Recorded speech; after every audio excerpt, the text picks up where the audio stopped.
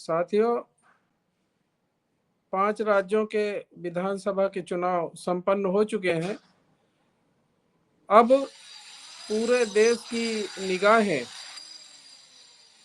2024 में होने वाले लोकसभा के चुनाव पर लग गई हैं। सभी राजनीतिक पार्टियां अपनी अपनी गोटी बिछाने में लग गई है। भारतीय जनता पार्टी का वर्चस्व पूरे देश में जिस तरह से बढ़ता जा रहा है, उससे सभी राजनीतिक दलों को एक चिंता सता रही है कि अब 2024 में क्या होगा।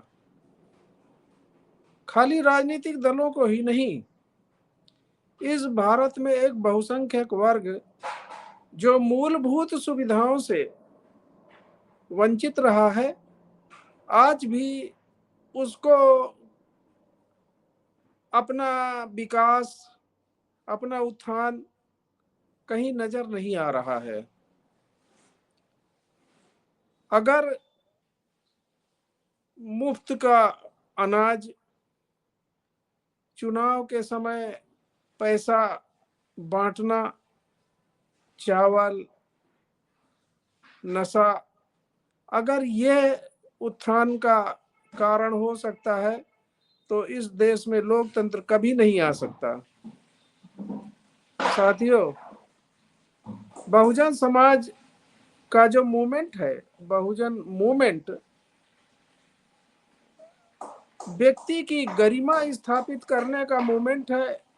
व्यक्ति को मूलभूत सुविधाओं से लाभान्वित करने का संघर्ष है। व्यक्ति की गरिमा बनाए रखने का संघर्ष है। इस उद्देश्य को लेके, इस मूवमेंट को सफल बनाने के लिए राजनीतिक सत्ता या राजनीति पे नियंत्रण, राजनीतिक सत्ता पे नियंत्रण, यह बहुजन समाज पार्टी का उद्देश्य रहा है। बहुजन समाज पार्टी बहुजन समाज को सत्ता में, उसको सत्ताधारी समाज, सत्ताधारी या शासक समाज बनाने के प्रयास में लगी हुई है। यह प्रयास सर्वथा संविधान के और प्रजातंत्रात्मक व्यवस्था या प्रजातंत्रात्मक प्रणाली के अनुकूल है। ऐसा करना एक मानव की बराबरी वाली सभ्यता स्थापित करने का लक्ष्य है, और यह लक्ष्य, बहुजन समाज का यह लक्ष्य राजनीतिक सत्ता पे नियंत्रण करने से ही आएगा। ये मुफ्त का जो भी बट रहा है, आज जो 4 राज्यों के चुनाव के बाद बीजेपी का छाती पीट पीट के कि हमने मध्य प्रदेश में, देश के तमाम राज्यों में जहां भारतीय जनता पार्टी की सरकारें हैं, चाहे वो राशन बांटने का हो, चाहे कन्याओं को पैसा, चाहे महिला को पैसा मुफ्त में उनके खाते में डालने का है, चाहे वो लाडली योजना का नाम देके, चाहे इस तरह की प्रलोभन वाली जो योजनाएं हैं, इससे प्रजातंत्र भ्रमित हुआ है। प्रजातंत्र स्थापित नहीं होगा। जो मूलभूत सुविधाएं हैं, जो मूलभूत सुविधाओं से यह वर्ग वंचित ही रहेगा। प्रजातंत्र में वोट का अधिकार सबको बराबर है।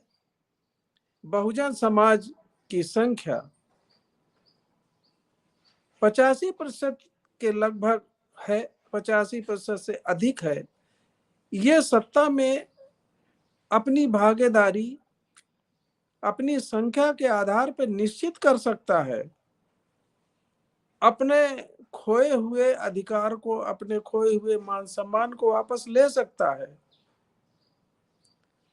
लेकिन इस समाज को संगठित रहना होगा। जब भी संगठित हुआ है, एग्जाम्पल है, सत्ता पे नियंत्रण, सत्ता पे उसकी भागीदारी निश्चित हुई है।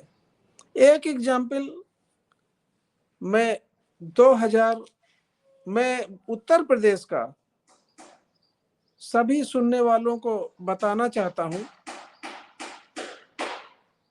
कि सबसे पहले 1993 में बीएसपी जब मजबूती के साथ चुनाव लड़ी थी उत्तर प्रदेश की विधानसभा में, तो जो रिजर्व सीटें हैं, 85 रिजर्व सीटें जो हैं विधानसभा में, 23 सीटें रिजर्व सीटें बीएसपी जीती थी और 60 से अधिक उसके एमएलए जीते थे। 2096 में 20 सीटें जीती थी, 2002 में 24 सीटें जीती थी और 2007 में रिजर्व सीटें बहुजन समाज पार्टी ने 62 सीटें जीती थी। सब लोग इस बात को नोट कर ले, मैं कहना क्या चाह रहा हूं। 2007 में बीएसपी 89 सीट के विरुद्ध 62 सीटें जीती थी, जिसके बदौलत उत्तर प्रदेश में बहुजन समाज पार्टी की पूर्ण बहुमत की सरकार बन गई थी। ये जो रिजर्व सीटें हैं, ये बहुजन समाज के लिए, दबे कुचले लोगों के लिए, अनुसूचित जाति के लिए रिजर्व हैं। अगर अनुसूचित जाति के लोग एकमुश्त एक जगह वोट डालते हैं, इन 62 सीटों में जब बहुजन समाज पार्टी की सरकार बनी थी, 62 सीटें जीती थी, तो एससी के लोगों ने 85% लोगों ने बहुजन समाज पार्टी को वोट दिया था। 2012 में जब ये सरकार नहीं बनी, केवल 15 सीटें जीती थी। 2017 में केवल 2 सीटें जीती थी।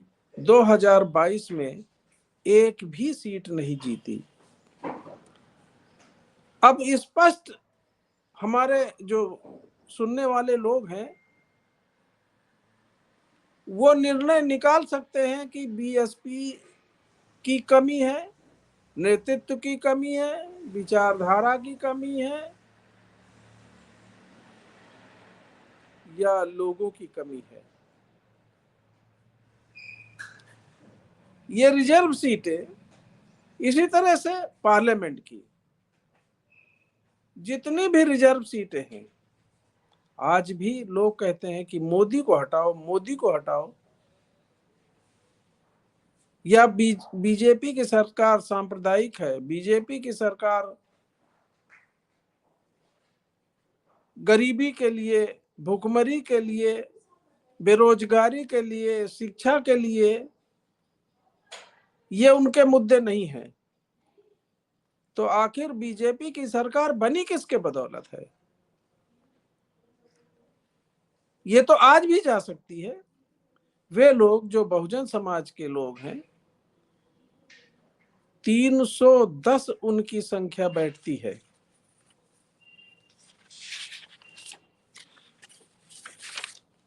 वे अगर अपना समर्थन वापस ले ले तो आज सरकार जा सकती है। आगे तो 2024 की क्यों परवाह कर रहे हैं? 131 ओबीसी की सीटें सांसद पार्लियामेंट में है, 85 एससी की, 34 एसटी की और 34 मुस्लिम समाज की। तो 310 जिस पूर्ण बहुमत की सरकार बन सकती है, तो इसमें बहुजन समाज पार्टी का क्या दोष है कि सरकार नहीं बन रही है, लोग नहीं जीत रहे हैं? इस चुनाव के बाद 5 राज्यों के चुनाव के बाद जितनी भी बड़ी पार्टियां इन राज्यों में चुनाव लड़ी थी, अपने को तुर्रम खां समझ नहीं है, राष्ट्रीय पार्टी का दर्जा दिलाने के लिए या इस उसमें है इंडिया गठबंधन में कि हम उसके नेता बनेंगे, वे पार्टियां चाहे समाजवादी पार्टी हो। 0.43% टोटल वोट मिला है। आप पार्टी की सारी सीटों पे जमानत जब्त हो गई है। ओबीसी की पार्टी कहीं नजर नहीं आ रही। केसीआर जो बीआरएस पार्टी उनकी, वो सत्ता से बाहर हो गई। जयंत चौधरी ने जो लड़ाया था जहां जहां जिस राज्यों में, उनका कहीं पता नहीं है। केवल बहुजन समाज पार्टी ही राष्ट्रीय लेवल पे अपना अस्तित्व और बीजेपी कांग्रेस के बाद अपना अस्तित्व बनाए रखने में कामयाब रही है। 28 लाख वोट मिला है बहुजन समाज पार्टी को। सीटें केवल राजस्थान में भले 2 आई हो, लेकिन जिस मजबूती से चुनाव लड़ी है और जितनी ताकत के साथ इन सभी पार्टियों ने बीएसपी के प्रत्याशियों को हराने के लिए जितना पूरा प्रयास किया है, बीजेपी कांग्रेस ने तो पूरा प्रयास किया ही है, इन पार्टियों ने भी पूरा प्रयास किया है। उसके बावजूद भी बहुजन समाज पार्टी बीजेपी कांग्रेस के बाद पूरे राष्ट्र में तीसरे नंबर की ताकत अभी बनी हुई है। और अगर ये ताकत बनी है तो इन बीजेपी और कांग्रेस में अगर कहीं कोई डर है तो केवल बहुजन समाज पार्टी से। ये एक ताकत की वजह से है। और कहीं ये सीटों में कन्वर्ट हो सकती हैं।